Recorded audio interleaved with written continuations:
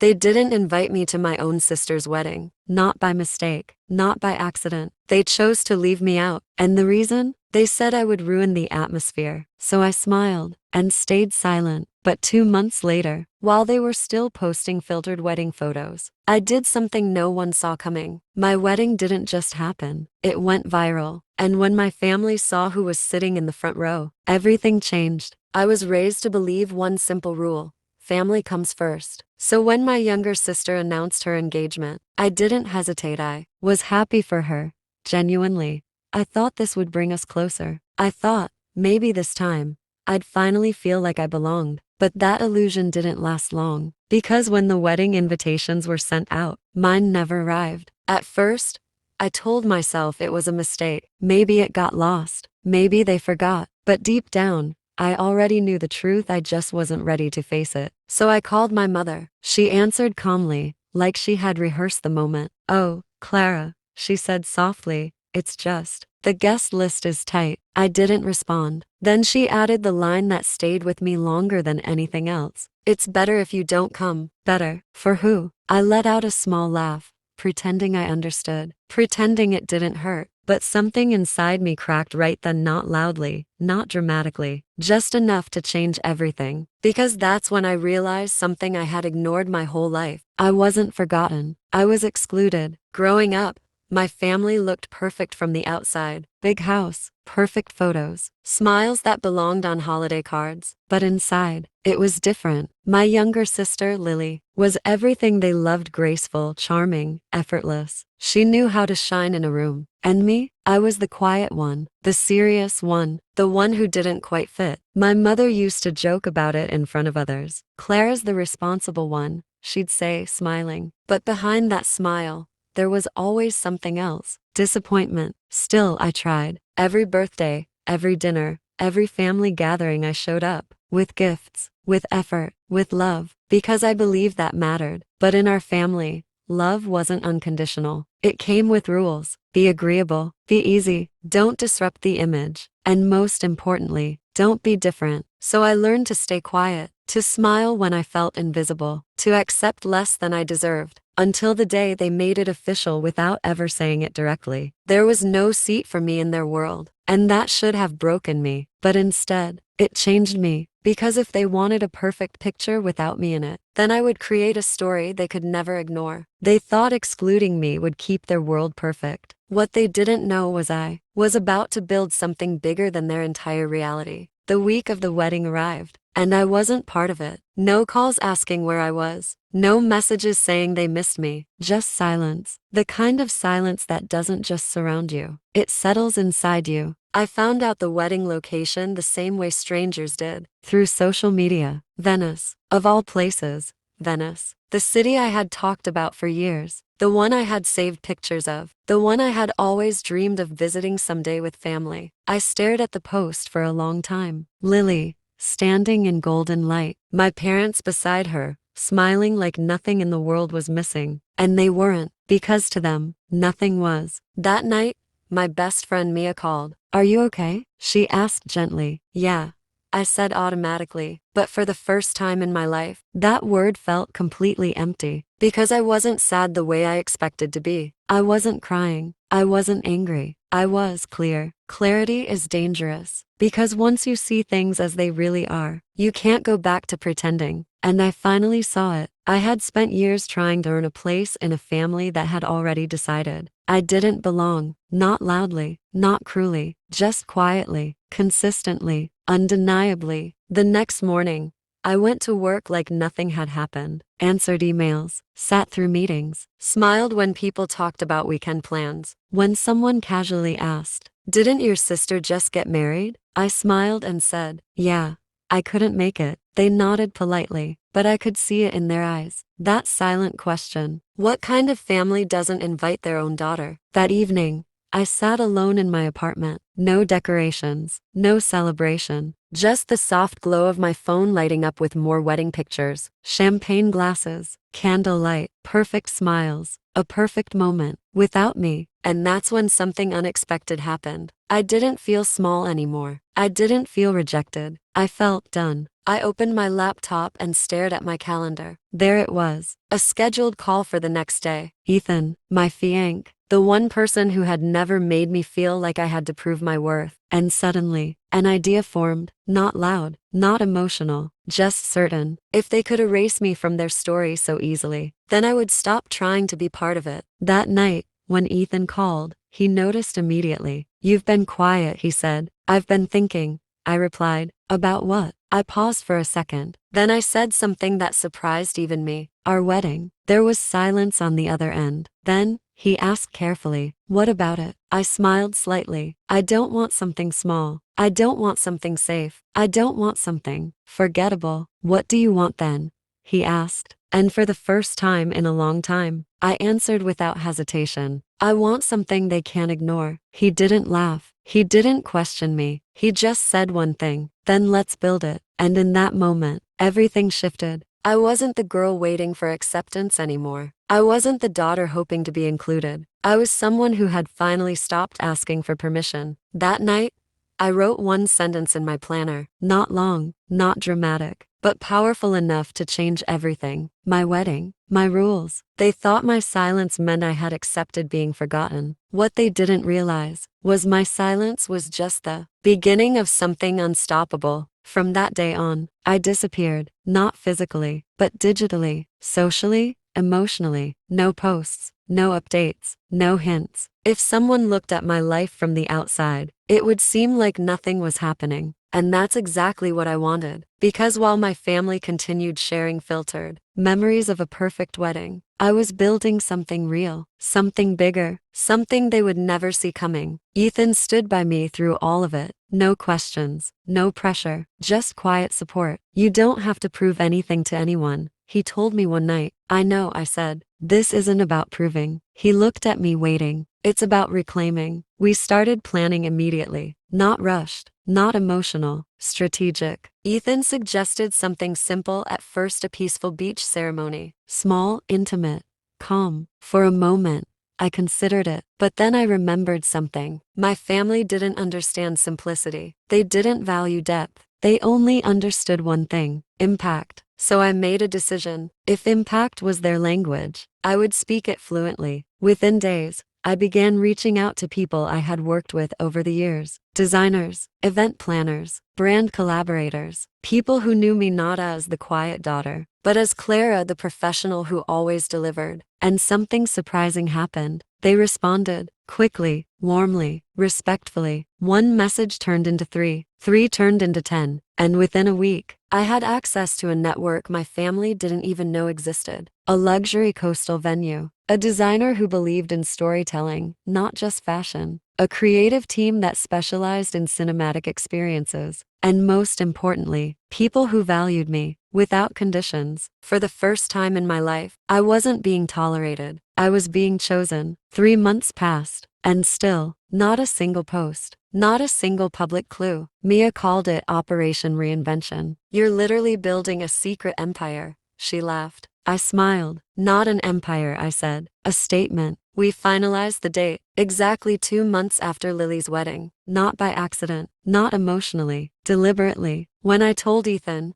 he raised an eyebrow slightly. "That timing," he said. "Symbolic?" I replied calmly. He smiled. "I like it." Invitations were next. Not ordinary ones. Each was handcrafted, minimal, elegant, intentional. No unnecessary words, just 5 simple ones. A celebration of truth and love. Each invitation included a private access link. No public sharing. No open guest list. Only people who genuinely belonged. And the guest list? It wasn't just friends. It included entrepreneurs, creatives, collaborators, people from different parts of the world, different industries, different lives. Mia looked at the list and shook her head. "Clara, this isn't a wedding." She paused. "This is an event." I looked at her calmly. "No," I said, "it's a message." And behind all of it, there was one more layer, something no one expected. This wouldn't just be a wedding. It would mean something. It would give something. It would matter. Because if I was going to be seen, I wasn't just going to be seen for success. I was going to be seen for purpose. And slowly, quietly, The pieces started coming together. While my family believed I was still recovering, I was creating something that would reach far beyond them, far beyond expectations, far beyond anything they could imagine. They thought I was still invisible, but invisibility can be the most powerful position of all. They had no idea I was building something behind the scenes, and when it finally went live, my name wouldn't just be remembered, it would be everywhere. At first,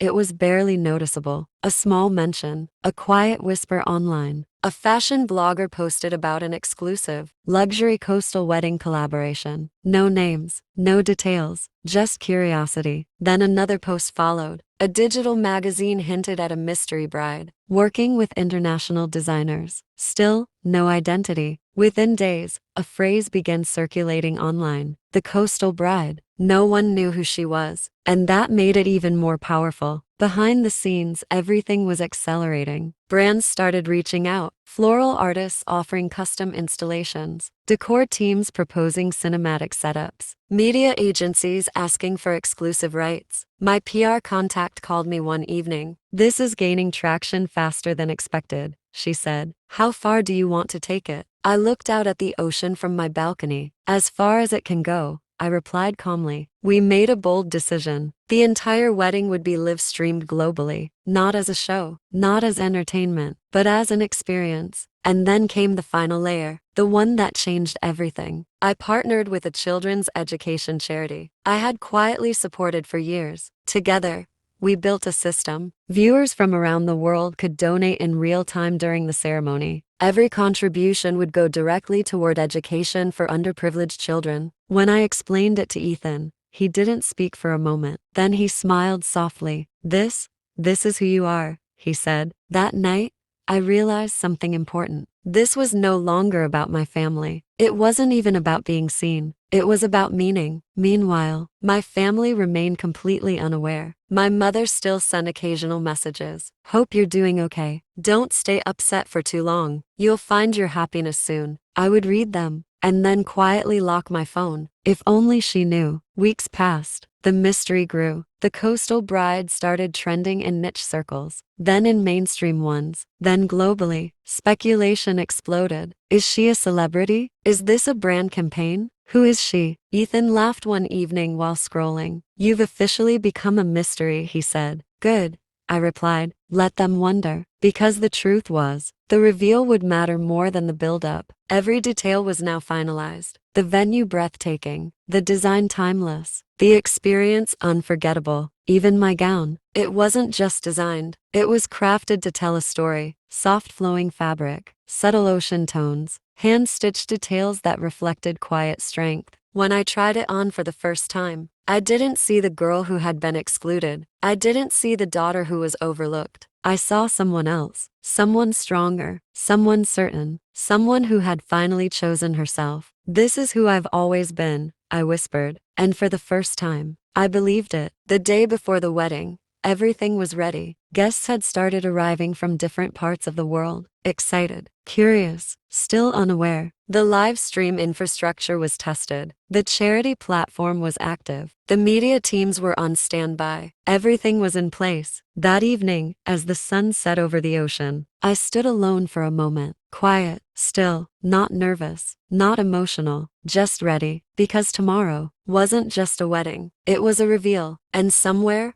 far away, my family was living their normal lives, completely unaware that in less than 24 hours, everything they thought they knew about me was about to change. They thought my story had ended when they left me out. What they didn't know was tomorrow, the entire world was about to watch it begin. The morning arrived quietly, soft sunlight over the ocean, waves moving like nothing in the world had changed, but everything had. Guests began taking their seats. People from different countries, different backgrounds, different stories, all gathered for one moment. And still, most of them didn't know who the bride really was. Inside a private room overlooking the water, I stood in front of the mirror, calm, focused, ready. Ethan walked in, adjusting his cufflinks. He looked at me and smiled. "You ready for this?" he asked. I nodded, more than ever. Outside, the cameras went live. The title appeared across platforms. The Coastal Bride, a celebration for change. Viewers started joining, hundreds, then thousands, then tens of thousands. The music began, soft, elegant, intentional. And then, the moment, I stepped forward, walked toward the aisle, toward the light. As the cameras zoomed in, everything changed. Within seconds, the internet reacted. Comments flooded in. Wait, that's Clara. Isn't she the one who wasn't invited to her sister's wedding? No way. This is her. The mystery was over, and the story had just exploded. But in that moment, none of it mattered, because for the first time in my life, I wasn't walking into a room hoping to be accepted. I was walking in already. Enough. Ethan took my hand. The world's watching, he whispered. I smiled softly. Let them. We exchanged vows. Simple, real, unfiltered. No performance, no perfection, just truth. And people felt it. Not just the guests, but everyone watching. Right after the vows, I turned toward the camera, toward the world. We wanted this day to mean something, I said calmly. Not just for us, but for others. Behind me,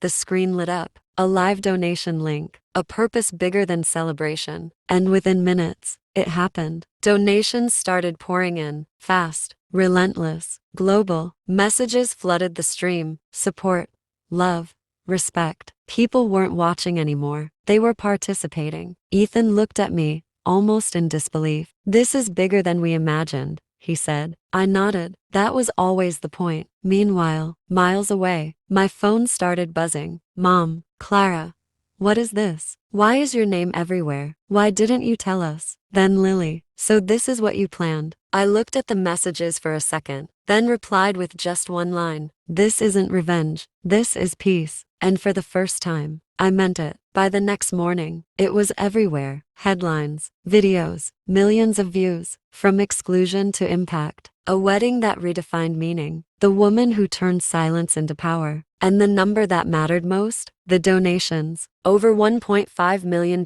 in 24 hours. I stared at the screen for a long moment, not feeling victory, not feeling pride, feeling closure. Later, my mother called. I answered. This time, you humiliated us, she said, her voice shaking. I stayed calm. No, I replied. I just lived my life. Silence. Then I added softly. You chose to leave me out. The world just saw what you ignored. She didn't respond immediately. Then quietly, you looked beautiful. It wasn't an apology, but it was the closest she had ever come. And somehow, that was enough. Weeks passed. The video kept spreading. The impact kept growing. And me? I didn't chase attention. I didn't explain anything further. Because I didn't need to. I had already said everything, without ever raising my voice. One evening, sitting beside Ethan, watching the ocean again, I finally understood something. This was never about proving them wrong. It was about choosing myself. About building a life where I didn't need permission to exist. Where love didn't come with conditions. Where silence wasn't weakness, it was power. And as the waves erased footprints along the shore, I smiled quietly. They thought I would walk away broken, but I didn't. I walked away, free. They thought my story ended when they excluded me. What they didn't realize was that was the moment my real story began.